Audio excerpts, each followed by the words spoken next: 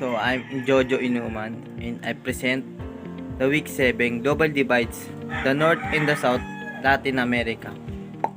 Global Divides, the North and the South, Latin America.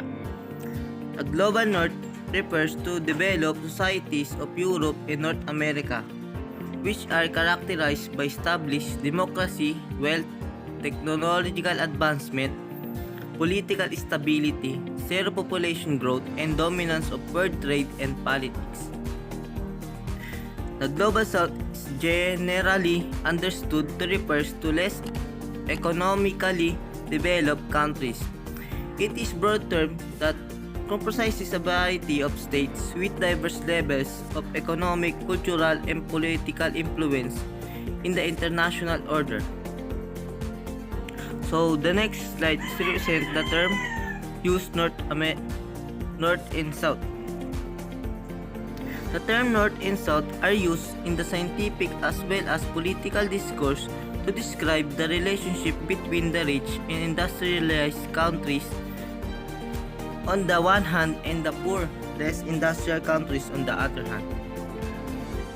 The Global North is composed of most first and second world countries, while the Global South is composed of third world and developing countries.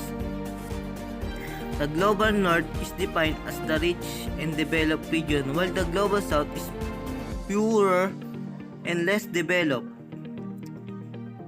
The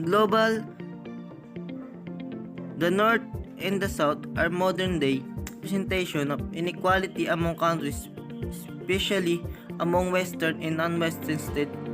Primary motivation is pursuing regionalization is the individual and collective achievement of development and progress because these are perceived as uneven phenomena. So the next slide, it represents the main cause of the North-South divide. So the main cause of the North-South divide is the industrialization as manufacturing countries additionally located in the north have closed.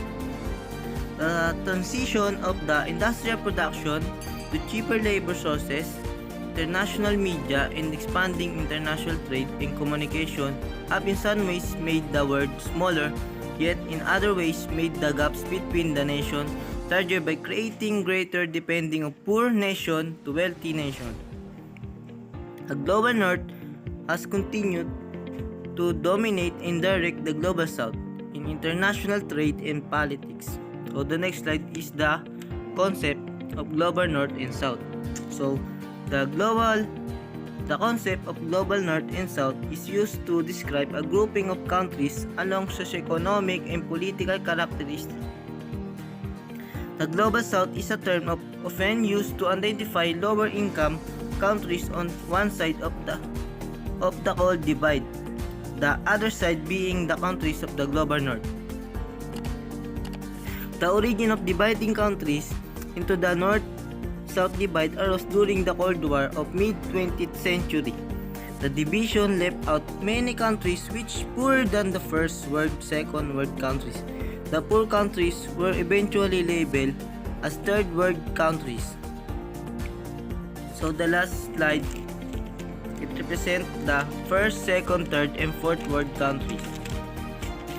The world is divided into industrial countries with political economic stability and high levels of human health and countries that do not. We identify these countries have changed and evolved over the years as we move through the Cold War into the modern age. So the first word describe the North Atlantic Treaty Organization and their allies, which were democratic, capitalist, and industrialized. The first word include North America, Western Europe, Japan, and Australia. The second word is describe the communist, socialist state. These countries were similar to first world countries because they are also industrialized. It included to Soviet Union, Eastern Europe, and China. So the third word describe the countries neither involved with the first and second word, generally defined as less developed countries. It is included nations such as Africa, Asia, and Latin America. So the last is the fourth word has coined in the 1970s and referred to the nation of indigenous people live with a country. These groups often face discrimination and forced assimilation. They are among the poorest word.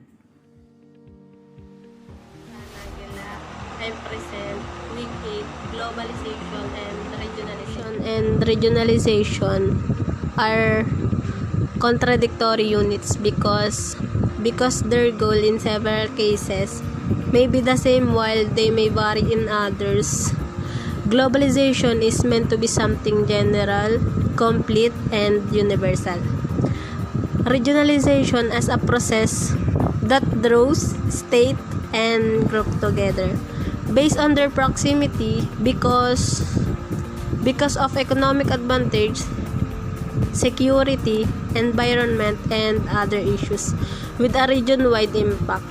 Ang mga prosesong ito ay bumubuo ng mga bagong institusyon sa pandaigdigang espasyo ng ekonomiya na tumutukoy sa pag-uugali ng macroeconomic Hirata et al. Binanggit ng globalisasyon at regionalisasyon ay muling hinubog ang daigdig na pang-ekonomiyang tanawin. Ang global and financial flow ay nawalan ng pagunlad sa panahon ng Hirata et al. 2011. May mga hamon ng regionalization at globalization. Philosophical challenge, political challenge, governance challenge, and empirical challenge. A process free trade agreement involving the 16 na bansa ng mga members ng ASEAN Plus 6 formalize this relation through the development of the regional comprehensive economic partnership. May ilang oportunidad ang regionalization at globalization gaya ng paggamit ng pamahalaan ng karagdagang mga kapangyarihang pang-ekonomiya upang mabawasan ng mga hadlang sa intra-regional na mga aktibidad na pang-ekonomiya tulad ng pag-alis o pagbabawas ng mga taripa ng kadaliang kumilos para sa mga mamamayan ng bawat regional na miyembrong estado. So yon, good morning guys. I'm Cyrus Dolores from 1199. Today, we tackle about global media. So please, stand by! Global media. This global media is used so that you can communicate and know what is happening in different places or around the world that is connected using technology like YouTube, radio, Twitter, newspaper, TV, and etc. So next, this is media. It is the communication channels or technologies used to collect and deliver information are referred to as media. Print media, publishing, news media, photography, cinema, broadcasting, and advertising are all examples of components of the mass media information and communication industry. Next on our topic is media culture. The media culture, it is idiomatic expressions of advertising and public relations. Media culture is frequently regarded as a system centered on the manipulation of the general public. Corporate media are largely utilized to promote and perpetuate dominant ideas. And our next topic is globalization. What is connection of globalization in global media? Globalization, it is technology that refers to the cross-cultural trade development of technology, whereas media globalization refers to the worldwide integration of media through cross-cultural flow of ideas. Global integration, like for example, many new markets like insurance, transportation, and banking services have grown due to it. Furthermore, people now have access to more choices and international brands because of free trades between countries and by using media's dynamic between local and cultural production. The static is for the local and the dynamics is for the global. Despite the fact that the two should be at odds, they work together to expand into new cultures and welcome new ideas. The important dynamic is the formation of pathways of opportunity, areas of transmitting knowledge, and traditions that help to reinforce expansion and embracing. So that's all our video lesson, guys. I hope na may natutunan kayo ngayong araw na to. Salamat! Bye!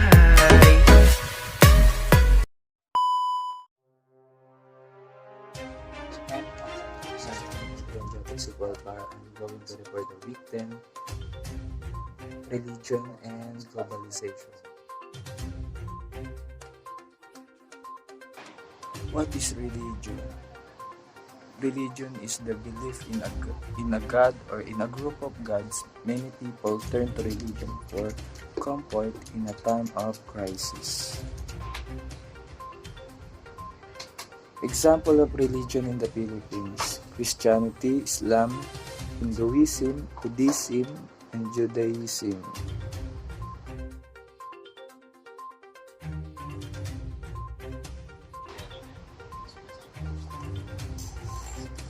What is globalization?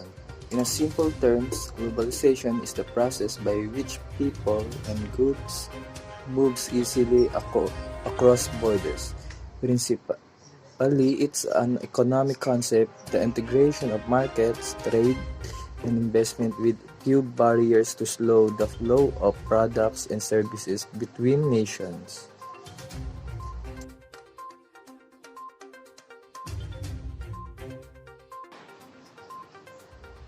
Globalization and religion. The relationships between globalization and religion has new possibilities and further challenges. While the religion takes advantage of communication and transportation technology, it becomes the source of globalization's greatest resistance by acting as a haven for those standing in opposition to its power. Meanwhile, given that globalization allows daily contact, religion enters a circle of conflict in which religions become more self-conscious of themselves as being world religions. Religion and globalization are always related to struggle and conflict.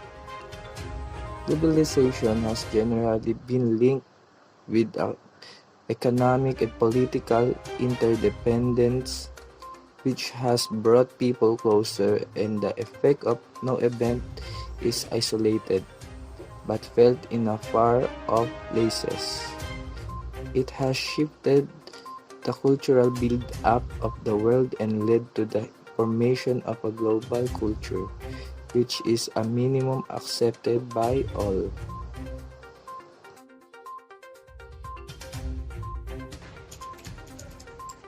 What are the negative effects of globalization to religion? Globalization also brings negative impacts on religion by breaking traditional beliefs as people are more connected with the world that sometimes weakens their own religious belief.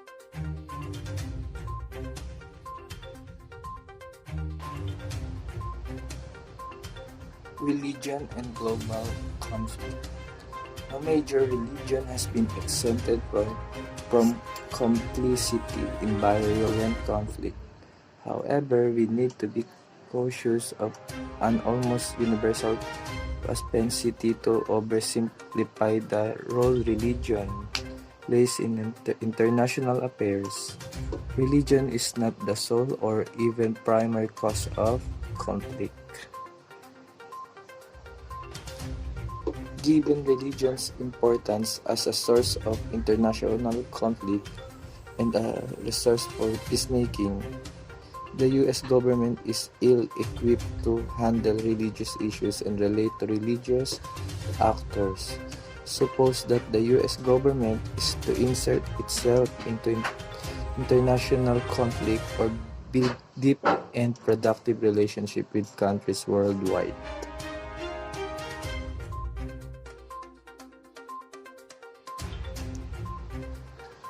Global peace is a concept of global conflict resolution that depends on nonviolent processes to eradicate war. It relies upon a multi-strand approach to conflict resolution, incorporating broad social and political solutions in contemporary peace and conflict studies. The concept of global peace system has been evolving since the 1940s around the theory that there is global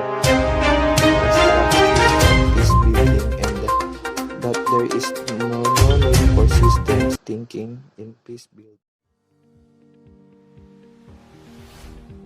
Hi, my name is Meron Torres and I present the lesson of week 11, the Global City.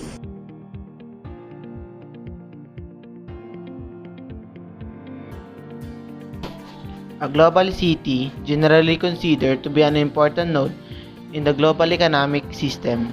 The concept comes from the geography in urban study and on the idea that globalization can be understood as largely created, facilitated, and enacted in strategic geographic locales according to a hierarchy of an importance to the operation of a global system of finance and trade. No simple or agreed definition on globalization. There is no simple or agreed definition of what constitutes globalization nor any consensus about how far the process had advanced in which area. Globalization, making the world a single place. Globalization refers to all those processes by which the people of the world is incorporated into a single world society or global society. Globalization can be defined as the intensification of worldwide social relations which link distant localities in such a way that local happenings are shaped by events occurring many miles away and vice versa. Attributes of a global city: economic power, economic opportunities, economic competitiveness, center of authority, political influence, center of higher learning and culture. The global city as an engine of a globalization. Global city are command points in a global economy. 1. Global cities provide space for industries and produce commodities and firms that provide the service such as accounting, banking, information processing, and etc. 2. Global cities offer convenience to proximity and just-in-time production of product and service. Economic globalization in the birth of megacities. Those specialized service firms engaged in the most complex and globalized market are subject to conglomeration economies or the benefit that come when companies and people locate one another together in cities and industrial cluster. Outsourcing makes corporations free to for any location because less work done in the headquarters is subject to agglomeration economies. Specialized service firms need to provide a global service which has meant a global network of affiliates or partnership that resulted to be a strengthening cross-border city-to-city transaction and network. 6. The demand for high-level professional and high-profit-making specialized service firm created a spatial and socio-economic inequality. 7. Informalizing part of all production and distribution activities, including service, is one way to surviving under these conditions. Global cities are and always been an important role in shaping the global economic culture in society. The global economy has changed significantly due to the impact of a global cities within the country. Accessibility, environment, culture, livability, and economy has been part of a rapid change brought about the globalized economic system.